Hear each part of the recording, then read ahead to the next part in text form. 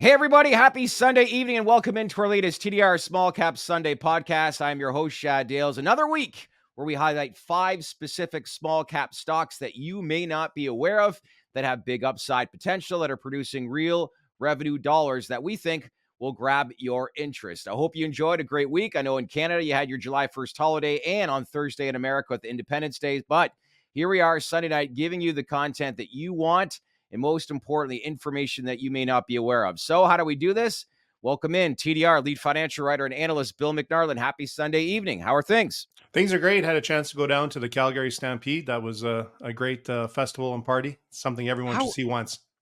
how is that? Because I haven't been out there in 20 years, but that It's that is just an event. It's I think it's the place to be. I would think of the next 10 days in North America. it's just amazing that everyone comes together. You have you have the rodeo crowd, you have the Mardi Gras party type crowd. It's the biggest business networking event of the year, and then you even have like the family and church groups hosting breakfasts and stuff. So it's just everyone of all walks You of got the life for you got 10 the days family just and have the church time of their groups life. and all. You get the family and church groups along with the partiers. I wonder how that meshes. Yeah, well, it depends how late the partiers are up. It would be until they would be at church breakfasts, but but usually the times are different. But everyone gets involved, and I was just looking. The economic impact to the city over the course of the year is $500 million. $500 million for that event alone. Yeah. And Wow. it's all year because there's people start getting ready early in the year. Stuff has to be built or whatever, and then later in the year is estimated over 500 million a contribution to the city. Who's the local businessman? He owns the NHL team, the Dallas Stars. Is it Tom Hicks? I'm trying to think of his name, but he owns a bunch of establishments, including Cowboys. I heard that's the place to be as far as the Stampede. But I know he's brought in some pretty big name guests over the years past, including Snoop Dogg. But yeah, this is a huge event that many people, if you're not aware of, should put it in your calendar to like put that one on the bucket list and go there at least once, right? Yeah, for sure. I went first time 20 years ago, and it's called the greatest outdoor show on earth. And I thought that was kind of Really? obnoxious. Yeah, I thought it was obnoxious. Then I went, and I was like, fair enough. All right. I'm going to get my plane ticket and fly out and see you this week if that's the case. Yeah. But here we go. Another week. Last week had a really good week. Highlighted one of the companies, an MMA company that Conor McGregor was one of the lead investors involved in. And we got a lot of great feedback pertaining to that. But 5 new companies again this week. We've got all kinds of varieties, including one stock that's Community Bank. And a lot of retail investors do like community banks as far as just there's a lot of volatility pertaining to it. There are some apprehensions when it comes to some of them, with some of the news that's gone on with community banks in the U.S. and the landscape of that over the course of the last 2 years. So we'll dive into that as well.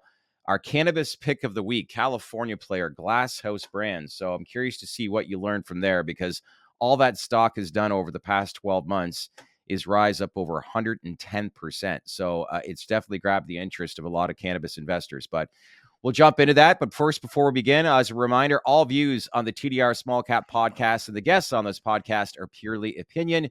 You should not treat any opinions by us or our guests as investment advice. And the views on this podcast are solely intended to be informational and are not investment advice. All right, let's jump into our first company. It's based out of Detroit, Michigan. It's an AI company called Amesite, which trades on the NASDAQ under the ticker symbol AMST.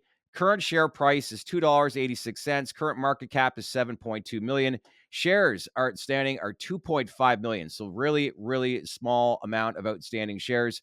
Daily trading volume is around 4.17 million, which is incredibly Yeah. strong. What is going on here? Fill me in.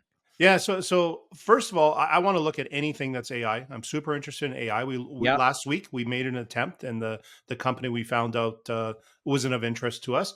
But this is something that was released during COVID. It was an IPO in September 2020 when COVID was going strong, and they have an AI focused education platform and apps for professionals. And so there was a lot of excitement around the stock.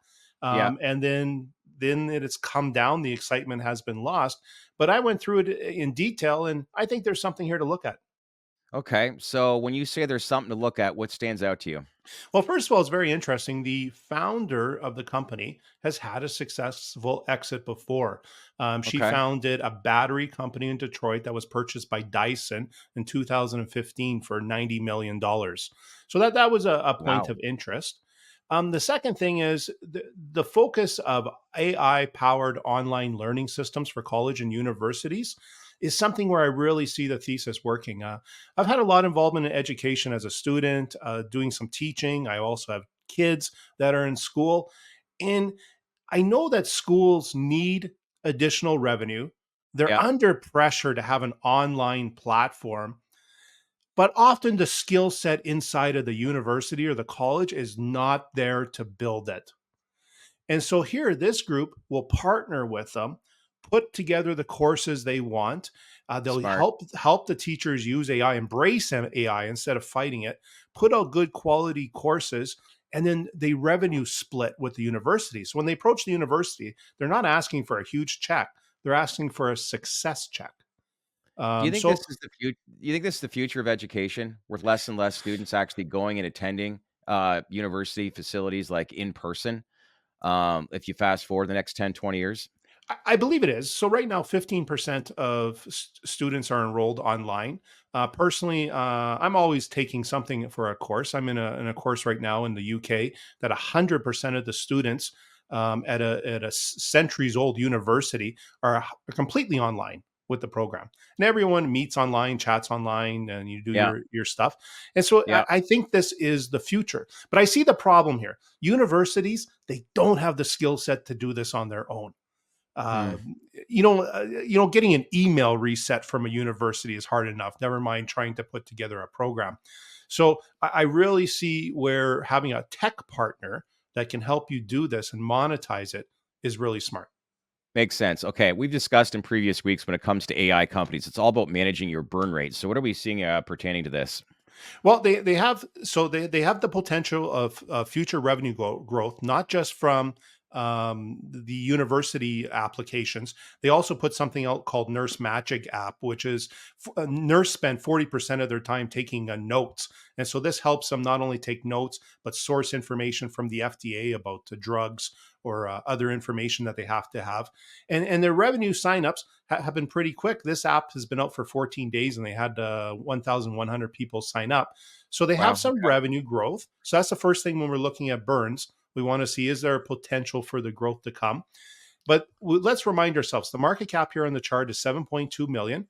They Yeah. have liquidity of 2.8 million there, but they have a burn about $600,000 per quarter.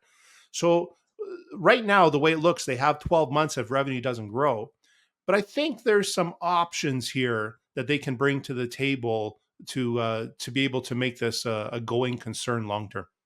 Do we know who they've partnered with, who they're working with? Is like, are they working currently with a number of, I guess, well-known university names that you could maybe highlight? Yeah, so on the website, there's a list of the universities there, and I went to them. There was different uh, um, educational institutes in the U.S. They're fully Yeah. accredited, but then also there was stuff in the workplace as well, building programs for continuing education as well. And I went to some of the university websites to take a look, and I can see where these universities would struggle to do this on their own without a partner based on their web presence.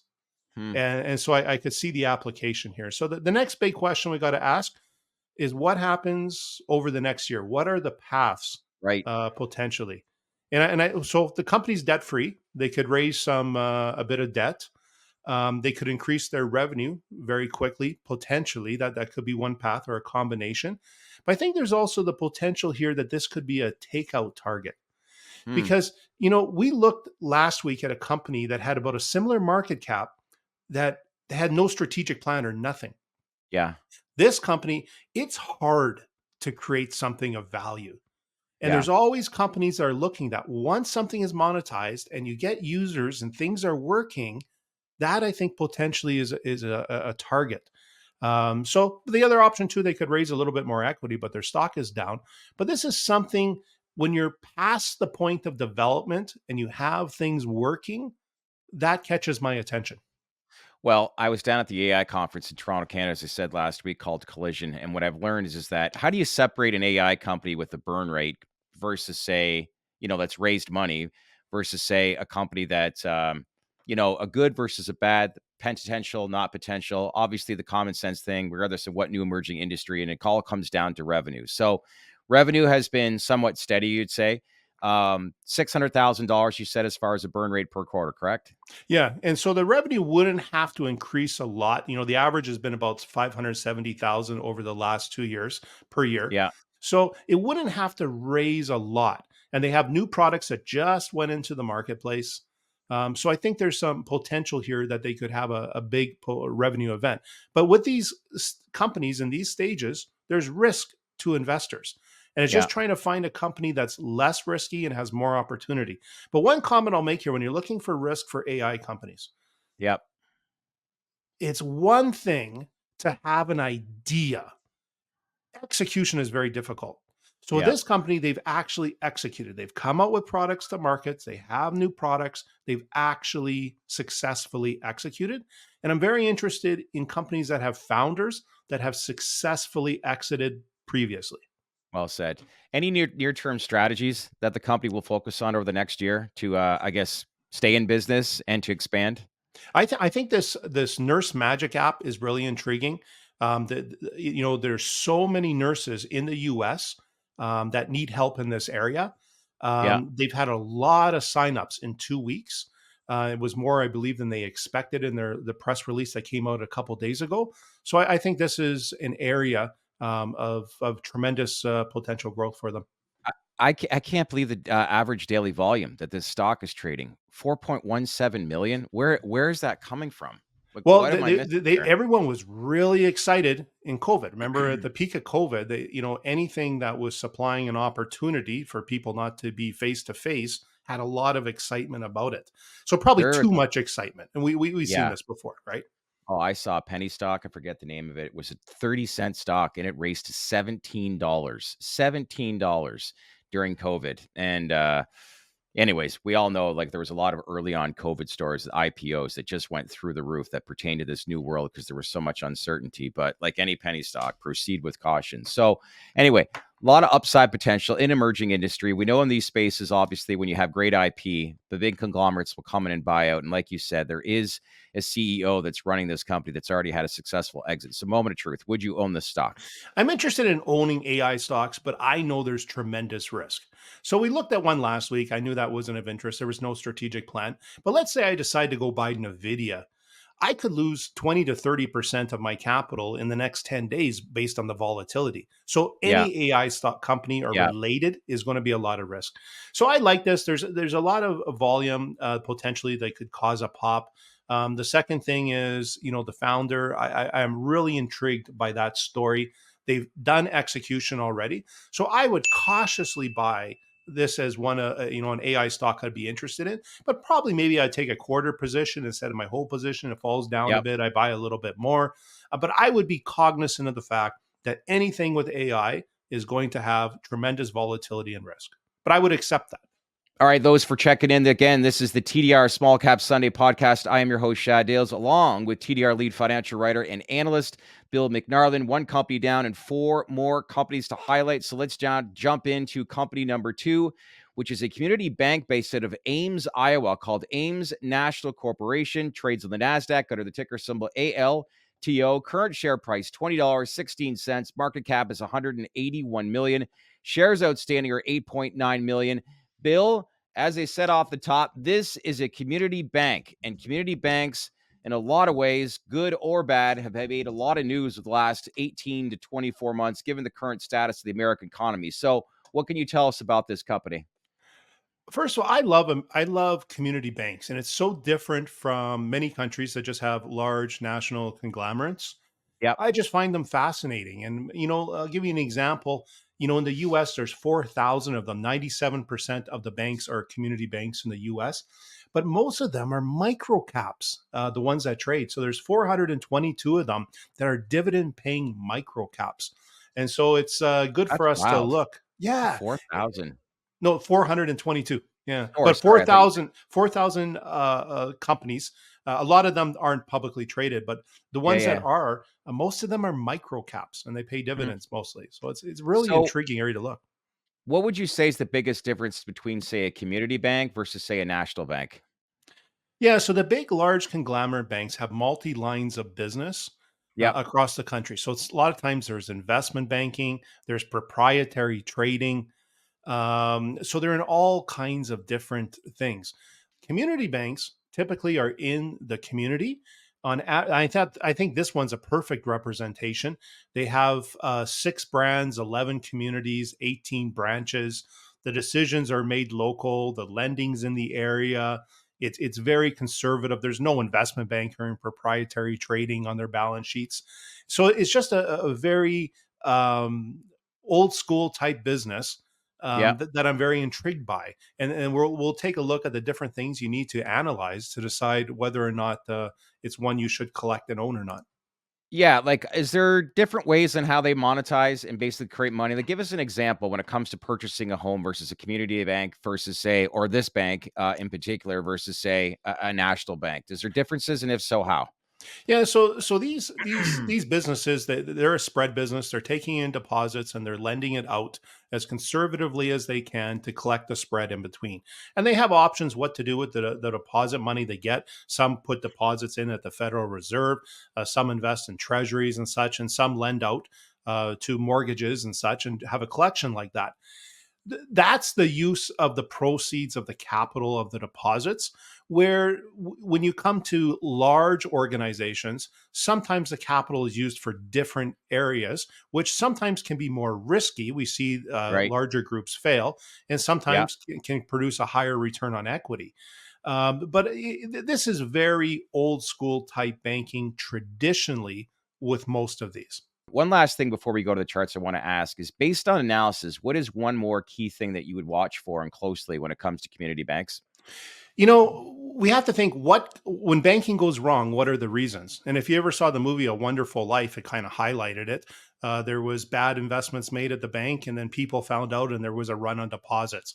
And that's still the main reasons that banks fail. We saw this with Silicon Valley Bank. They had Yep. investments that people worried Yep. about. Then the news Huge. came out, and everyone wanted to take stuff out. That is it. So what we have to do is we have to look, what is the bank using their assets for? Is Yep. it conservative? And look into those numbers. And so let's use this company as an example. We'll pull up the chart now. We'll take a look. So let's first of all look just in real estate. Let's look at their lending area. So in Iowa, the median sale of a home price is $223,000. So we see that it's a conservative lending area. Now they lend to more than houses; they lend to agriculture and to businesses, but that gives us some comfort. You don't want to be in an area that's very speculative when it comes to pricing and the assets that they're in. The other thing we want to make sure is we want to look at the assets that are in the bank, and Okay. we want to see what's happening to them. So this bank has stable increases in their assets, but bank earnings or revenue fluctuate because the spread between your deposits and what you're lending out at or earning is always fluctuating.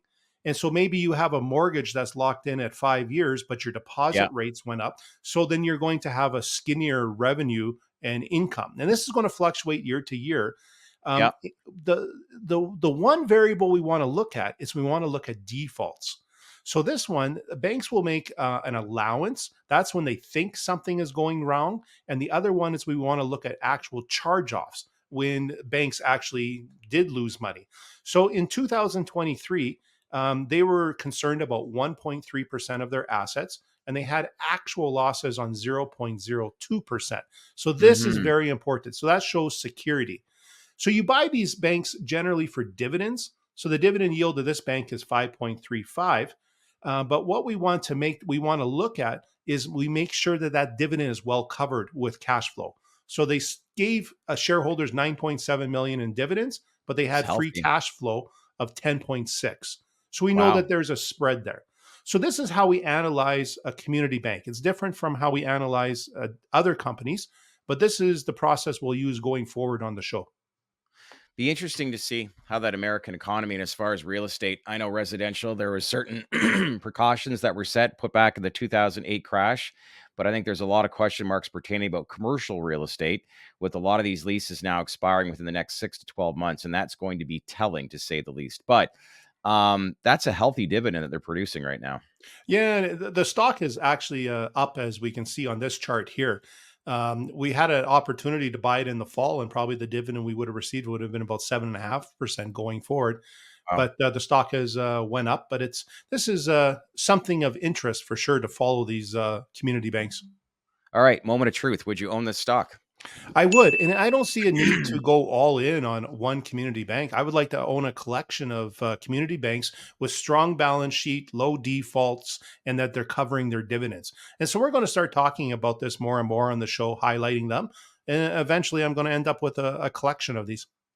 So when it looks at community banks, strong cash flow, defaults, healthy dividends. Those are the three things that you want to pay attention to And a regarding this little bit more space. back to and that just goes back to the movie The Wonderful Life. You want to make sure that what they're investing in, you're comfortable with, and their assets are growing, and making sure there's no run on the bank. Okay, Wonderful Life. Who's in that movie? Who stars in that?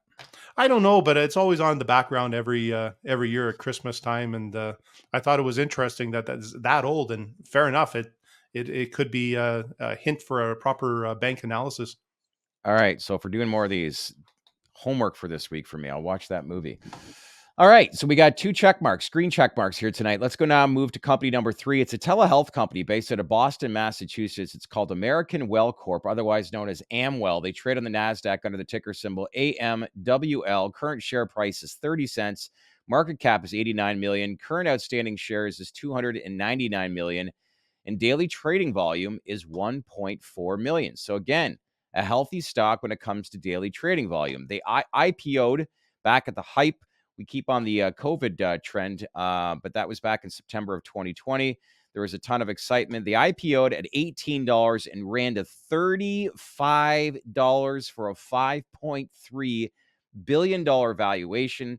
At one time, this was a mid-cap size company. Google even invested $100 million in a private placement round in this IPO. So we saw a lot of potential here. Now the stock is trading, as I said before, at 30 cents. What's going on here? Is this just another story of the hype of COVID? Yeah, so I was really interesting, especially knowing that Google had put $100 million at the No IPO kidding. price, and so I wanted to go deeper onto this. So the thesis is telehealth, essentially, but telehealth with technology. So I don't think telehealth is a proper name anymore, but let's call it tech health. Um, this was huge in COVID. We know that, and some of this lingered. So I went to go look at this a little bit more in detail. So during COVID, 50% of visits to a medical professional were virtual, and that was huge because it was pretty well non-existent before COVID. But since then, that is backed off to about 17%. That's interesting. Okay. Yeah. So So it's backed off that much. Well, I yeah, guess like 50%, you really couldn't leave your house and you had to have like if you were going to the doctor, I think that there was tough restrictions as to obviously what was in play. And if you had to go, you really had to go, needs to say. But that's dropped off quite a bit, and I could understand that. But it's a staggering number to say the least. To think of how much it was versus where it is now. yeah. So I think that's been one of the big factors is people have realized maybe they had the thesis that telehealth was here to stay, but then also the regulation and the is a little bit difficult because regulators can decide. At one time there's a certain medication during COVID you didn't have to go see your doctor, and then that changes Yep. after you're allowed to see your doctor. So that's always tough. Regulation is tough. We see this in a lot of industries, including like cannabis. But so we know, I think this has caused the excitement to back off, but the tech spend that you have to spend to build these companies, I think that's a Huge. bigger issue that we'll look at more in detail. I can't tell you how many companies that got approached by us in the early days of COVID, and it was all about online telehealth. And 2 years later, a lot of these companies they weren't producing any revenue, and they basically had to sell the assets off at 1/10 the amount as what they purchased them for. But let's look at revenue growth. Last 3 years, it's been well, it came out to a roaring start. Last 3 years, it's complete opposite. You want to explain why? And I assume a lot of it has to do with the idea of people getting back to somewhat of the life before COVID and their everyday routines, so to speak. Yeah. So the revenue growth over the last 3 years has only been 1.8%. So what Yeah. it's interesting online, you can go back to the original IPO documents or the original analyst calls at the time. And so I went back to their fall of 2020 to listen to the analyst conference call. And they Yep. were extremely confident that over the next 3 years, their growth rate would be 20 to 30% a year, and that their tech spending, was under control. So we go forward 3 years now, and their revenue growth hasn't been there. That's way off. That's Way way off. off. Yeah. And it was interesting because some of the analysts challenged them on their thesis, and they were extremely confident that the growth would stay over the future 20 to 30% a year. So that's part of the reason the stock's Were they down a big thinking way. that just well, there was so much unknown going back 4 years ago pertaining to, like, how life would be. Like, can you imagine in 2020, a lot of people's speculation on where we would be 2024 would be like lockdown, and it was just a lot of stuff was blown way out of proportion. But do you think a lot of their business thesis was based on that as well, when looking back at it now? Looking back, obviously they thought that telehealth was going to be stronger, and it didn't get Yeah. supported. And so we look at this company more in detail in this chart, where the challenge is coming for the burn is not only the revenue growth, it's the spending on research and development of the technology. So Mm. the market cap here is $89 million.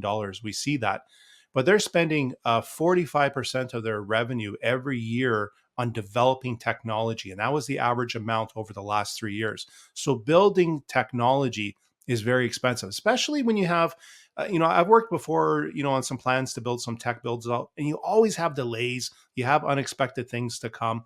And so this has been challenging for the company. So we remember that their market cap is $89 million, Yeah. but their EBITDA loss last year was 233 million. So it's Massive. much more than their market Massive. cap. So now they're down to working capital of 306 million. So it looks like they have a burn of 1.5 years. Yeah. I don't see a lot of opportunity. The revenue growth hasn't been there. They haven't been able to prove it out, and they're still burning to make this technology.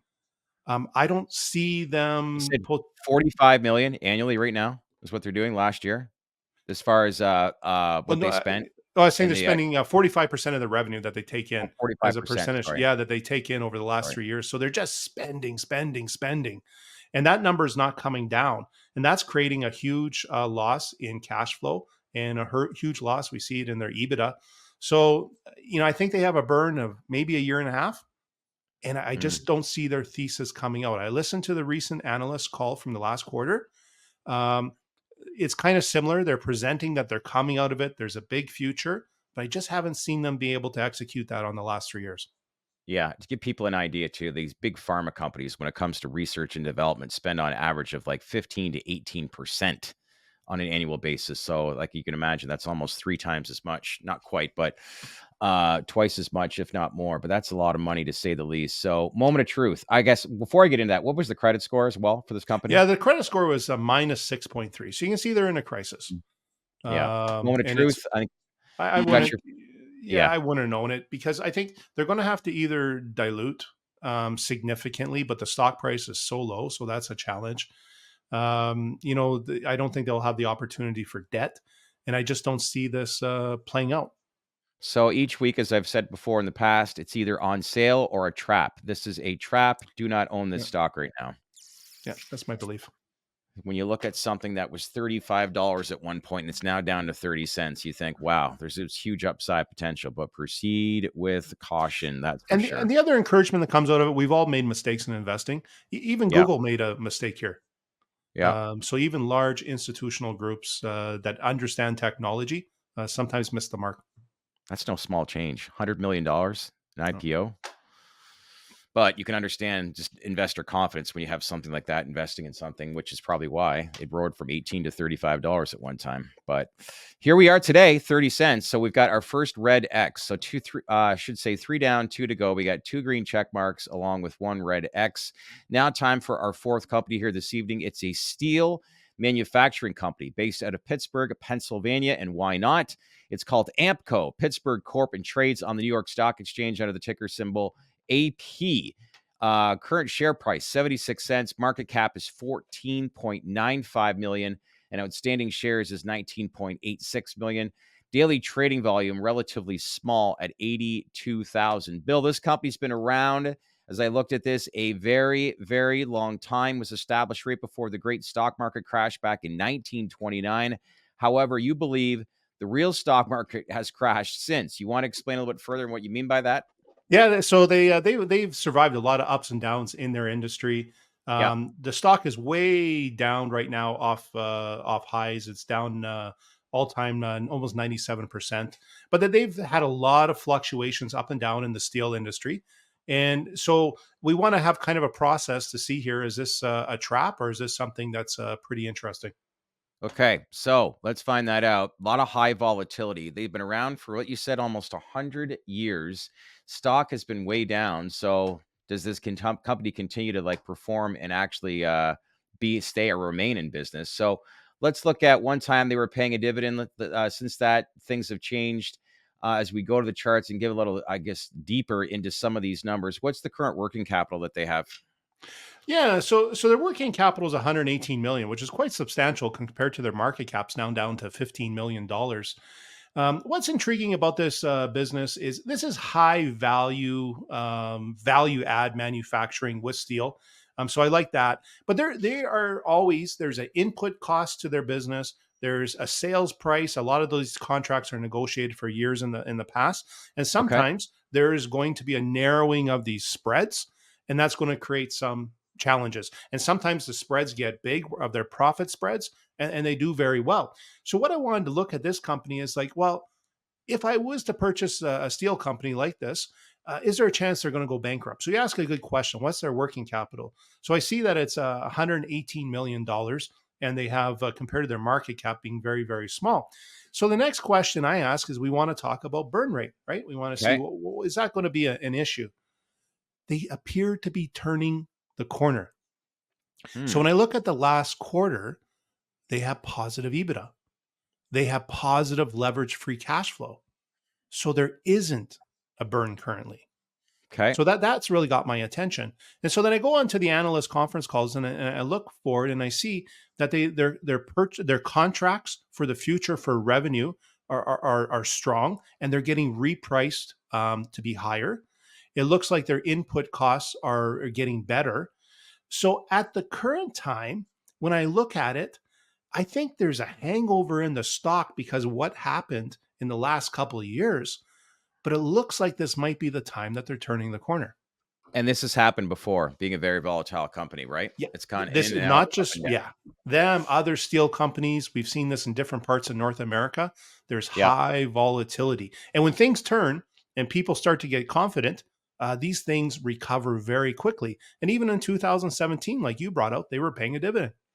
Here's a near-term catalyst. Imagine if Donald Trump got reelected. I think that alone would make some of these industries just rip on the announcement alone on November 6th or the night of November 5th, right? Yeah, there's going to be some volatility either way, what happens there for sure. Yeah. Okay. How about their tangible book value per share? That's an Yeah, so interesting question that you've highlighted. You want to explain why? yeah, because if we were to, they have a lot of assets. So the breakup value, if we sold their assets at their depreciated value and paid off their debt, would be $52 million almost. So that's three times the value of what the stock is trading at. So that's why here, when I look at it, I don't see the risk of bankruptcy. Yeah. And the burn is improving, and they have the working capital, and there's assets backing it. So this becomes very intriguing. Something to be said for a company that's been around for almost 100 years, right? Yeah, it's he went through the stock market crash in 1929. Yeah. EBITDA last quarter was what? Yeah, so their EBITDA last quarter was 5.9 million, and so their Okay. leverage cash free cash flow was 1.7. So they had excess cash on the quarter. And so, you look at that leverage free cash flow, well, you have a market cap of $15 million and leverage free cash flow of almost 2 million last quarter. That gets really intriguing on valuation. So, as the great Lloyd Christmas would say, so you're saying we got a chance to get Yeah, this baby turned around. All I right. think when turnarounds happen, they happen quick, and the stocks can often fly. All right. So, moment of truth. And it looks like our third check mark here tonight, green check mark, I should say. Would you own this stock? I would own this. It's kind of like an old school YOLO opportunity. It could have the potential of different high risk stocks in an upside, and it's old school in the fact that it has lots of assets and it's been through challenges before. Okay. All right. There you go. Ampco Pittsburgh trades on the New York Stock Exchange under the ticker symbol AP. Steel company that's been around for almost 100 years and has been through a lot, to say the least. But you believe that they are now turning the corner. So one to keep an eye on. All right. Our final company, it's a cannabis, our pick of the week. Once again, as I said off the top, it's California player GLASF Brands, which trades on CBOE Canada under the ticker symbol, formerly known as the NEO Exchange, but CBOE Canada under the ticker symbol GLAS.A.U, and on the OTCQX under the ticker symbol GLASF. As I said off the top, stock's been up 45% this year alone and up over 110% over the past 12 months, and has quickly caught the attention of many investors as a result of that. In your view, Bill, why do you think this stock has performed so well over the past year? I think they've had a lot of improvements on their finances in the last year, and people Yep. have recognized that. Secondly, they were kind of farther behind the other cannabis companies because they only technically listed in 2021. So because of that, they were a growth company that has made a lot of progress this year, and so I think the catch up caused a lot of excitement in their stock. Well, I know in the past, a lot of they invested a lot of money into their facility. Like, this is a groundbreaking facility in California. However, many were concerned that they were over leveraged with the amount of money and with a lot of the revenue that they were hoping to do. And there was kind of a long-term strategy plan in place. And the idea is that would they be able to maintain at the operation level with the amount of money they invested in the facility based on the amount of incoming revenue that was taking place? Because we all know the California market can be an unpredictable one. But that has since changed. So let's look at, as we usually do, 7 key factors. This is an exercise that we do every single week when analyzing a lot of these cannabis companies. So this week, as I said, last week was Trulieve, Glass House now. Let's first things first, let's look at revenue growth. That's the first thing we look at. And it's something recently that they've excelled at exponentially over the last 18 months that you alluded to. Yeah, so they crushed it, and we can see their last year their revenue growth was about 66%, and their 3-year Yeah. CAGR was almost 50%. Now, when we go back, the mature companies we saw they had this before, and now they've started to slow down, and they've continued to have that growth streak. So I think that's what's caused the popularity in the stock. But for sure, on revenue, they've done an excellent job. Nice. All right. Next up, we now look at near-term growth catalysts, and there's many, I would think, for this company. Yeah. So the second thing we're going to look at here is the gross marginal profit. We see it here. This is the year they turned the corner. They're now up with their peers at 49.5%, but they've increased that by 18.1%, the actual raw number. So that I think caused the excitement where they went from that stage where they were spending a lot on trying to put packaging together Yep. to now they're there with their peers. So that's another clue that I think why the stock did so well. All right. Next question that we're going to bring up on our 7-question exercise is SG&A. What are we seeing? Yeah, so this is an area still that they need to improve in their going eventually to a mature growth company. So they're spending 41% of their revenue on SG&A. They've improved that a lot over the last year, 13.7%, but this is a place that they have to focus on. Yeah. I would think the improvement is because a lot of facility has been built to this date. But yeah, it was a lot of money in the early stages. But balance sheet, what are we seeing right now for the next question? So this is something to know the company. They exhibit more risk than their peers. And so first of all, we look at the first chart here at the current ratio. We see it's 0.43 compared to their peers are much higher. So their liquidity is more risky than their peers. And the total amount of assets or debt that they've taken on compared to their assets is more risky in the growth of the amount of debt they've taken on. So this would be one area that I would think about. How does this company different from its peers? It has a higher risk on their balance sheet. How much of a higher risk do you know, Bill? Yeah, for sure. So they have, when we look at their ratio of debt compared to assets, it's 56. The median is closer to 53 or 52, but that's grown quite a bit. They went up 12.6%, where their peers were closer to 5. But Okay. it's the liquidity is where more the risk comes from. Their current ratio is 0.43, where the averages and median are closer to 1.5. Gotcha. So that's where they exhibit more risk on their balance sheet. Okay, cash flow is our next question. What did you find? They actually turned cash flow positive this year, and we've been seeing that as a trend. So that's a real congratulations for them. They had huge growth in their cash flow margin. It was 38.7% to get to their 2% positive cash flow margin. So that's impressive. They're still below their peers because they're earlier stage in their development. They're still a growth company, but they're making right progress this year. It's really made that change into having some cash flow. What are we looking at CapEx, knowing that they're a single state operator right now in California? So they're still spending. They're spending heavily, and that's good. That brings future results. They had 8.3% of their revenue they're spending on capex, compared to their clear peers are closer to 5 or 6%. So that's an area that, and we know this. We see updates of what they're building out in California, and it's very impressive. But it's taken a lot of cash flow to do, and it looks like they're continuing to do some spending there. If interstate commerce ever comes into play, this company will benefit largely because we all know the most favorable conditions to grow cannabis, indoor, whatever, but they have retractable roofs from what I'm seeing in these greenhouse spaces to give you kind of that outdoor and indoor feel as well. But California is the place to be, but still a long ways away. But indeed, if that does happen, it's very favorable for this company. So last but not least, the most important one, would you buy or own this stock? If so, why? I put a hold rating on it, and the reason for that is just the stock has reacted already to a lot of the good news that's there. Yeah. And there's still some risk there on the balance sheet.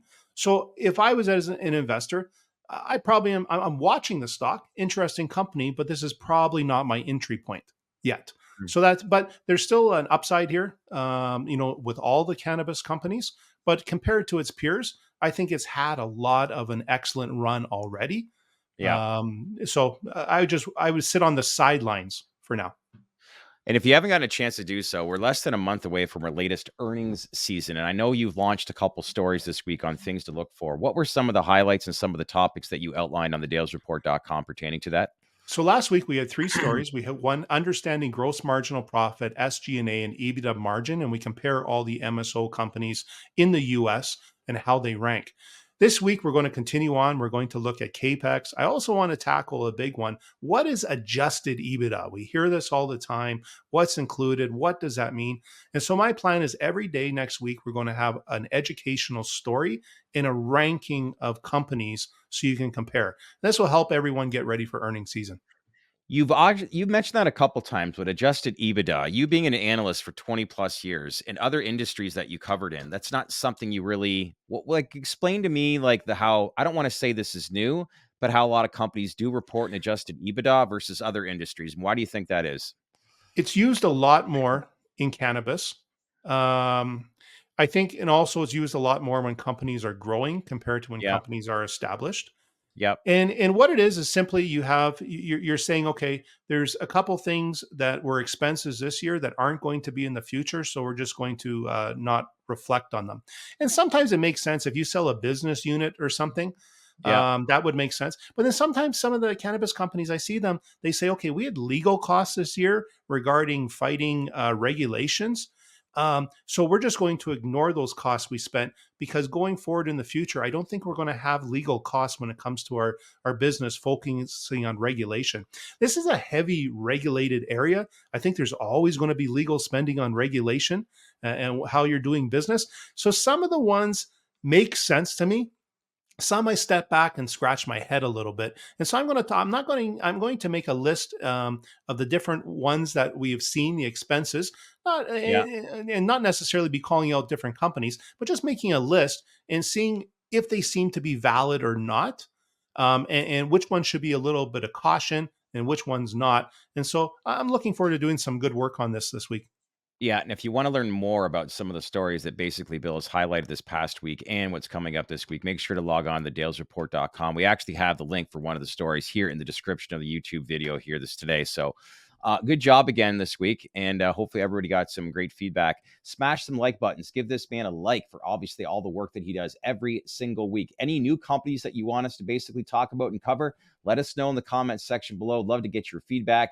Most importantly, if you want to learn more about these companies and we initiated coverage on Glasshouse brands. So if you got a chance to do so yet, make sure to log on to thedalesreport.com or in the link below and smash, that like button again, and click on the link below, as I said, and subscribe to our baked in newsletter, which outlines our coverage on Glasshouse brands and Juicy Holdings coming up this week as well. So lots that you're doing, and lots of information I think that our viewers and readers will very much appreciate. In the meantime, another one in the bag. Enjoy the rest of your weekend, and we'll see you back here next Sunday night. Take care. All right. Thanks, Bill.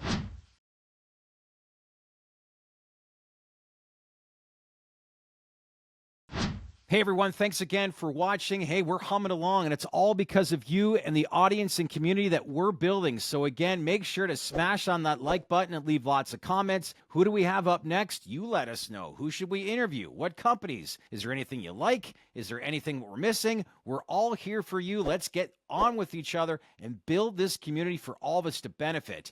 As usual, don't forget to subscribe to our channel, because in the end, we wouldn't be here without you. Thanks again, everyone.